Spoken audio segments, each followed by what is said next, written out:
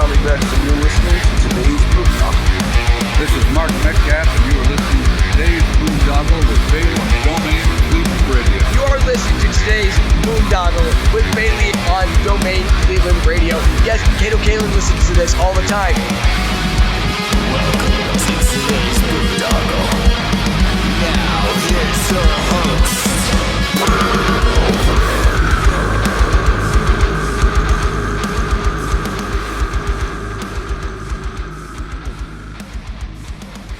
Incarceration, America's rock, metal, and tattoo festival with Slipknot. Falling in Reverse. 5-Finger Death Punch. Plus Marilyn Manson, 3 Days Grace, Beartooth, Knocked Loose, Lamb of God, Parkway Drive, I Prevail, In This Moment, and so many more. Report to the Ohio State Reformatory on July 18th through 20th, 2025 to face your sentencing. 3 days of rock, tattoos, and the return of the Haunted Blood Prison. Passes for Incarceration are on sale now at incarceration.com. What's going on, everybody? It's Bill Bailey with Today's Boondoggle, and real excited to be talking with Larissa Vale of the band Black Satellite. What's going on? Hey, I'm out here on the road with Marilyn Manson. I'm on the bus right now. Thanks so much for having me. No, I'm glad. I'm glad we were able to make this work out with technology being what it is today. I know, Catching right? you on the bus. And yeah, I definitely want to get into how the tour's going and everything. But usually when I have somebody on for the first time, I like to get a quick background. So do you remember originally what you wanted to be when you grew up? The only thing I ever remember wanting to be was a singer in a rock band. Like, just from the time I can remember, I just kind of had tunnel vision. It's the only thing that I even dreamt of doing my whole life. Nice. And you remember, like, what were some of your early influences kind of guiding you in that direction growing up? It's funny you say that. Marilyn Manson was a big one for me, as well as like Korn and Deftones and Soundgarden, that kind of stuff. Nice. And then when was it that you started getting into performing yourself? I was always a little rambunctious performer. I mean, I would force my family to sit on the couch and listen to me sing karaoke for like hours every day. And then, you finally become better at it. And then I started a band and just started doing this thing. Nice. It's funny, too, because I just had flashbacks. I got 2 daughters, and I remember sitting on the couch watching their performances as well. Yeah, and my dad got me this little popstar mic, and like it was like a whole production. And yeah, my family sat through it all. Yeah, I remember we played Guitar Hero together too. Had our own like Partridge Family, but rocked out. It was fun. Oh my God, I actually suck at Guitar Hero. I can just play all those songs on actual guitar, and I just cannot play that game to save my life. Yeah, I didn't say we were good at the game, but it looked cool when we were with the drum set up and the mic and the guitar, like trying to perform. And then what was like the music scene like where you grew up at? So I actually grew up living all over Europe. My dad worked for the government. So I can't really speak for the music scene. I was just moving every 2 or 4 years around, yeah. Nice. And then like when you settled down and actually started playing out in, when did Black Satellite come together for you? So I thought of the name when I was 15 in my bedroom in high school. And then, once I got through high school and college, I just booked it to New York City and was like, okay, this is it. I'm just going to put everything that I have into this and just never look back, And what was the inspiration behind the name? I just thought it sounded cool. Like, I wish there's this like really cool story. I should probably just like make one up already. And then where was home before you headed out to New York City then? So I went to Penn State. So I lived in Pennsylvania, and before that, Florida. I was when I first moved to the U.S. Nice. And then so you came up with Black Satellite, and then when did you guys start performing as a band? So we started performing in 2017. Our local venue was Gramercy Theater. We played a few local shows there. And then honestly, it's kind of crazy. We just got into touring. Like we locked in our first tour. Then of course, COVID happened.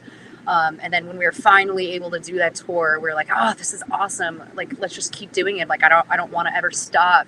You know, I love being on the road and living here on the bus with all my best friends. So yeah, we've, in the past 4 years, I think we've done like 12 tours now, you know, just constantly grinding, and, you know, I wouldn't have it any other way. Nice. Yeah. And so then what, I mean, looking back at some of your early shows playing in New York, did you, when was it like that the formula came together that you were able to start jumping on these tours? You know, I mean, we had management at the time, and it's just like one thing leads to another, and we were able to, you know, get the opportunity. And our first tour is actually with John 5, which is like super full circle, because now we're out here with like Marilyn Manson, and that was like my dream since I was a kid. And it's just so rewarding, and really, it's just the greatest honor to actually be able to go out on a tour like this. It's just like so surreal. I don't even think it's hit me, and we have like 2 more shows left, you know? And then, you know, your latest single, Downfall, I was checking out the music video. I really liked how that was put together. That was pretty cool. What was the message behind that song? So I would like to write music from like personal experiences. And that one, it's just kind of like, you know, dealing with an overwhelmingly toxic person in your life to the point where you just reach your max breaking point and you're like, you know what, if you're going down, guess I am too, like just finally reached the limit. And yeah, that was a really fun video to make. So I actually studied cinematography in college. So I love being super hands-on with all of our videos, and we like build all the sets ourselves, and I work in tandem with my director, and we kind of have this like symbiotic telepathic relationship at this point. Like I don't even communicate in words, and he just knows exactly the kinds of shots I'm going for. We've been working with him for several years now. So that's always it's just another, you know, cherry on top for me, being able to be so involved in the video aspect of it as well. Yeah, like I was saying, I really enjoyed the video, but you know, what was the story kind of taking place, kind of similar to what you were saying about, I mean, you know, it looked like very sci-fi. I liked it. I mean, what was like the story in the video?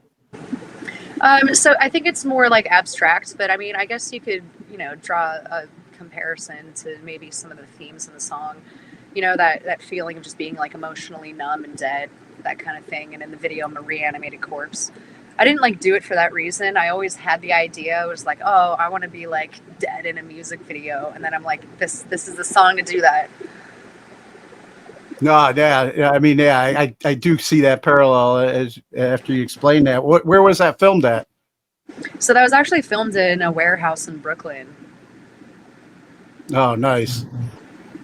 And then, you know, working on this latest album, what's it been like working with Kane Churko at the Hideout Studio? Oh my God, Kane is just such an absolute genius at what he does. And just working with him, it was just so easy and fluid, and he instantly kind of got what I was going for. And it was really cool having him produce like my vocals, especially because he kind of just pushed me in areas where I hadn't even, you know, been pushed before. And he loved the way my voice sounded in like the upper register. And I'm like, oh, come on. And he was like, no, that was really cool what you did, but like sing it an octave higher. And I'm like, are you trying to kill me? So that's like the chorus of Downfall. It's all like, you know, right up there. And I'm so down for the challenge, you know, and what a great opportunity to grow as a vocalist as well. And so now I'm just like crushing that show, like that song in every show live. And I just remember being like, can I even do that? And then he was like, there you go, you just did. And I was like, oh, well, shit, you know, that does sound really cool. Nice. It's good. It's like almost like a personal trainer or something, you Exactly. know, pushing you out of your comfort zone and Yeah. and stuff. And has he been like, is he like helping you guys with the full album, or just worked with you on that single so far? So we did 3 singles with him for the new record, and I'm actually going to be writing another record this summer with Kane. Oh, nice. Yeah. And then like the album Aftermath, supposed to be released. Like, do you have a date set yet? I do have a date set. It's going to come out in October, right before our fall tour with Mushroomhead. Oh, nice. You're going to be out on the road with Mushroomhead. Yeah. Okay. So we're going to be dropping 2 more singles and videos, and then the full record to come out finally. So yeah, there's going to be so much content for people to check out, and we're not going to stop there. Like I said, I'm writing even more material, so it's gonna be a lot to look forward to. Nice. Yeah, those are my Cleveland home friends there. So you'll be part of their Halloween show. Yeah, that's right. Nice. And then like, what was for the entire like album concept? Is there like a theme, a recurring theme through the album for Aftermath? Yeah, what's funny was when I was writing that record, it was like before we had written any of the songs or anything, I just saw like the word Aftermath, and it was the first time that I'd really like constructed a whole record around that one word. And it's just kind of, and then the process of writing songs, it kind of opened up what that really means. So it's kind of, coming out of the rubble, but it's not even necessarily putting the pieces back together. It's more just kind of dusting yourself off and continuing to trudge forward, because at the end of the day, what other choice do we have? You know what I mean? You persevere. It's life. Yeah, exactly. And then like, so I was going down the rabbit hole, had to check out some of the other music videos, and I really enjoyed like Girlfriend's Girlfriend music video. You care to share the inspiration behind that song? Yeah, so that's a cover we did of the band Typo Negative. And I did kind of want to pay homage to like the original song in that video too. So it's a little bit out there, it's a little risque. But that's like very much what they were embodying, with that song. But yeah, it was really great experience to, cover songs, because, there's no expectation. It's not even our own music. And it's just kind of free, we like to put our own spin on songs, because I don't think anyone wants to hear the exact same song with someone else singing it. So it's just kind of like, okay, cool. How can we have a fresh take on one of these fan favorites, and hopefully people will be able to experience the original song in a new way again. It's just like another version to listen to of something they've already been listening to for years. Yeah. Okay. Well, then you answer my question, because I was just like, man, it really sounds familiar, but you guys threw your own spin on it and everything. I'm used to like, like the, some of the other hits from Typo everybody always goes after, but that was, I like that. It was great. And then, like you were saying, currently out on the road now with Marilyn Manson. What's that experience been like so far for you? I mean, it's just completely mind-blowing every day. All the shows are sold out. We're getting such great engagement from the fans, and it's just like we couldn't be more grateful to, have this opportunity. Like I always say, we play every show like our life literally depends on it, and I think that can really come across. And so, we're feeding off the energy of the crowd just as much as they're feeding off of us, and I think it's it's just a really great dichotomy. And we love to meet people after the show and hear their story and take pictures. And I mean, it's just like I said, we just couldn't be more grateful for this welcoming reception from all the fans. It's just truly a dream come true. Yeah, it's been great watching his. I've been a fan of his for a number of years too. In fact, have had a history in Cleveland and stuff, and it's so great to see him making his comeback sober and all that. I've got 16 years sobriety, so I always love to see people make the comeback stories. Absolutely. And he seems to be kicking ass. What's the environment been like on this tour for you? I mean, it's just been super smooth every day. The crew's so pro, and everyone's looking out for us and really trying to help us out in any way they can. It's just like been a complete dream, you know? I mean, you just walk in and every day is so smooth and the shows are kick-ass, and, you know, we love shooting the shit with everybody every day. It's just awesome. Nice. And like you were saying, I mean, growing up a fan of his and now seeing him out there being able to, I mean, having probably the best seats in the house on the road there with him, you know, what's that been like? You know, does it take you back to your young self?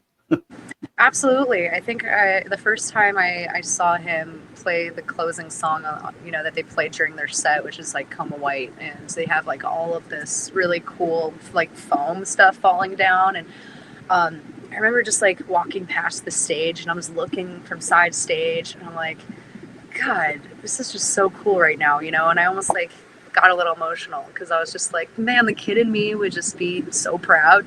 And I never want to lose sight of just how cool and meaningful this is to me, you know? And that gratitude. Yeah. Oh, for sure. That's great. Yeah. And then you were mentioning then you'll be out on the road in October with Mushroomhead, but after this tour ends, anything what do you guys got planned in between? So yeah, I'm going to be writing a record with Kane. So I'm going to be in Vegas for 2 months, holed up at the studio all day, every day, which I love, by the way. I love tracking. I love performing, and that's just like a whole different animal, you know.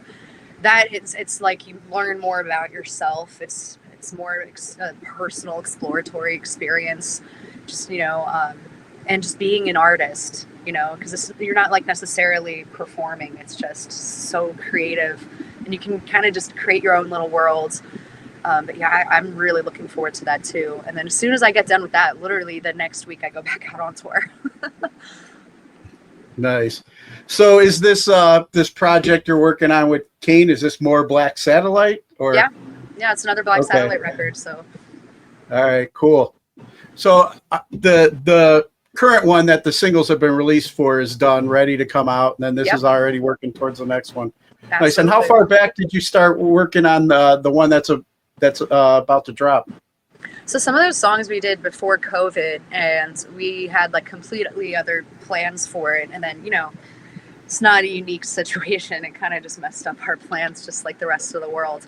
And then, you know, we kind of grew as artists and people as well. And I was like, you know what? I think I have something else to say here. So then we added some more songs. And I'm really happy with where we ended up with this record.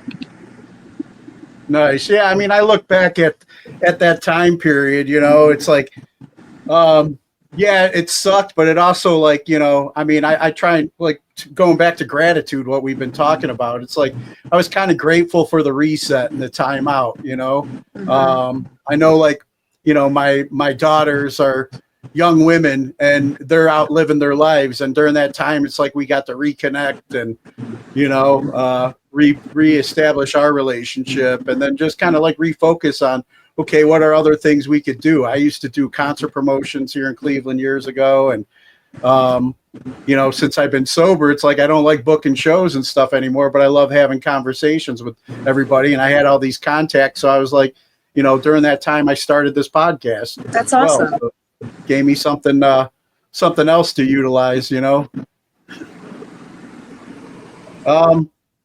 And then, you know, I was reading too that, you know, some of the past shows you played, you guys performed at the Blue Ridge Music Fest. What was your experience like on that? Man, that was just such a crazy show for us, because we got to play like right before Five Finger Death Punch at like 9:30 p.m. and it was just on the stage, just adjacent to it. And I remember just stepping out on that stage, and I was trying to figure out where the sea of people ended. And I think it turned out there were like 72,000 people or something completely insane. And it almost like felt like I had like an out of body experience. I was like, whoa, this is insane. And it was like this nice breeze of air, and you could see the lights, and just so many people. And then I was like, oh shit, second verse. And I was like, okay, just look at the first 2 rows, because it was just so breathtaking, you know? And I just wanted to take it all in, but at the same time, I had a job to do. And there were quite a few eyeballs on me. Yeah. You're like, oh shit, I'm at work. Yeah. It was amazing.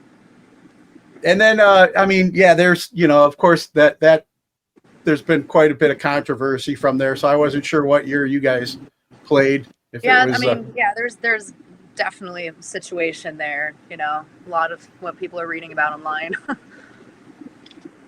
yeah. And then, have you had the opportunity to play any other festivals, like any of the Danny Wimmer ones? No, but I definitely want to, and I think that would be the next big thing. That would be fucking awesome. Yeah. From what I hear, it's you know, much better run type of thing. Especially all the artists seem to really get treated well there. You know. And then, you know, with being out and I mean, you're getting ready to go into the studio to write new music, but with these tracks that you released and you've been out performing, I know this is like a tough question to answer, but like, what's been your favorite track to perform live in front of the audience? I think it has to be the new single Downfall. You know, it's just such a banger, and you can just see the crowd lights up, you know. And like I said, that one is also like, it just made me grow a lot as a vocalist, and it's just really cool to just be able to crush it every day, you know. Nice. And then, what kind of goals do you have for yourself? You know, with everything, like you said, you experienced so much growth, you know, from before COVID till now as artists, but any goals that you have for yourself going forward? I think for us, it's kind of like the sky's the limit. You know, we don't like to try to limit ourselves in any way. It's like, if we want to go do that, like, why not? You know, like, why can't we go live out our dreams? And we're just so focused and so dedicated and so driven in that way, because, you know, this dream just means so much to us. And I think that there's nothing we wouldn't do to keep performing and growing as artists and musicians, and just take it as far as we can, you know. And I think that passion is infectious to a lot of people, and it's what we bring to our live show. It's what we bring to our records. And I just love creating this kind of community with the fans, and you know, really kind of rising together. Because at the end of the day, like, we're nothing if it weren't for the listeners. Yeah. And then, like, for any of the fans out there that might be new hearing about you guys, like, where would you send them to follow you on your journey? So everything is on blacksatellite.com. You can check out all of our tour dates, our merchandise. We have VIP meet and greets this fall. Our new singles up there as well, and the links to all of our socials. And on social media, it's at Black Satellite. And I love to encourage people to just DM us if you have a stupid question, or you want advice, or, you know, or you just want to say hi. We have a lot of downtime on the tour bus. We love reading all the messages, and we try to get back to everybody. So we're really looking forward to hearing from you guys. Nice. And then before we get ready to wrap up, I want to ask you a couple questions I normally ask guests that I have on here. You were talking about, like, some of your early influences musically, but who are your top 3 artists that you're listening to today?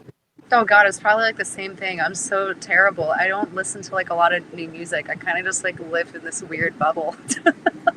So if anyone wants to drop some comments and tell me what to listen to on our drive to New Orleans tonight, definitely hit me up.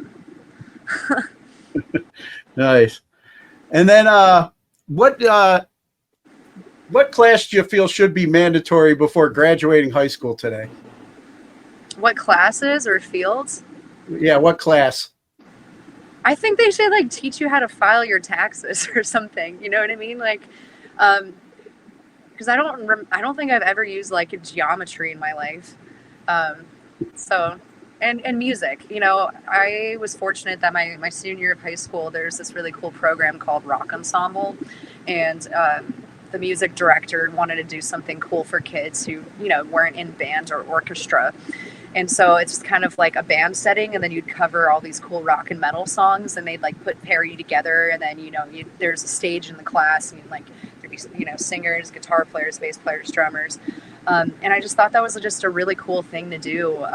Because it's just like a class full of outcasts, all of the weird rocker emo kids. And it was just such a cool thing, So I think programs like that in school should be encouraged as well. Gotcha. Yeah, it's funny that taxes and like finances is the number one answer I usually get on that question. So, there might be a reason why they don't teach us that stuff. They'll teach us how to spend money, get ourselves into debt, it seems, but not how to save or invest and avoid the tax man. And then, who are 3 people who've inspired you and you can credit for making you the person you are today? I think my management, for sure. We bonded on like such a personal level as well, and watching how they overcome trials and tribulations is just truly inspiring to me. Because this is not an easy industry. Life in general is not super easy. There's always curveballs. Life doesn't stop just because you're out here on the road.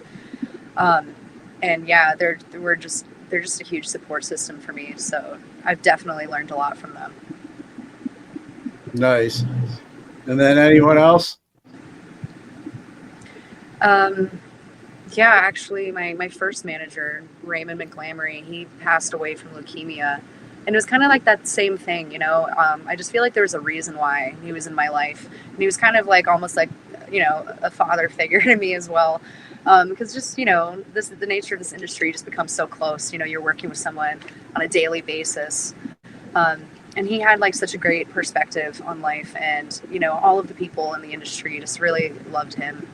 And yeah, I'm just again, so fortunate to work alongside people like that. And it's just so special and meaningful, when they come into your life, even however briefly. Yeah, I feel that for sure. And then, are there any causes or organizations that you support and encourage others to check out? Not off the top of my head. Gotcha. And then, favorite toy as a child? Oh, God. Okay. The one I'm thinking of right now is I got all of like the hand-me-down toys from my older siblings, and I had an older brother. Well, I have an older brother. And I got all of his action figures. And there's this one like Spawn action figure, and it was like this like creepy creature or whatever. Yeah, and it had these like long fingers, and it was just like terrifying with the teeth. So instead of playing with Barbies, I had these like freaky action figures, which I loved, and I just thought they were so cool. Nice. So like the Todd McFarlane action figures or whatever sets? It was like all the superhero ones, like Spider-Man and Batman, Spawn, and that kind of thing. Nice. And then any message that you have for our military members that are currently serving overseas? I mean, I really respect, what they do. I kind of not the same situation, but my dad worked for the government, so I spent a lot of time growing up on Army bases, spending July 4ths abroad, and just seeing that sense of community. Like, I was in Germany and one of the bases, and it was like some of the craziest July 4th celebrations you've ever seen in your life. It's just like hundreds and hundreds of military families. They have these insane air shows. They even have like pony rides for the kids, and it's just they go out of their way to try to create this sense of home and sense of community, no matter how far you are away. And not everyone's fortunate to have their family out there, and that was just always a really cool thing to see. That kind of patriotic identity. Awesome. Great to hear that. And then, yeah, we already plugged the website. The album is coming out October. Can